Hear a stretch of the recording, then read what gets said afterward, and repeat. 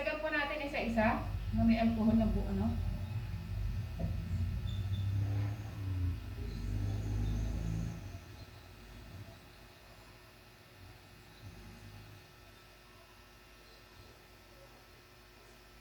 So, ayan na po, di ba? Kuha po tayo ng ano, itong gunting na to. Makaipit na po yung bulak. So, lagyan po natin siya ng alcohol. Kung pong alcohol na gagamitin nyo is 70% po Kasi hindi siya mag-Julia pagka hindi siya. Ethyl. Ethyl alcohol po ang gagamitin.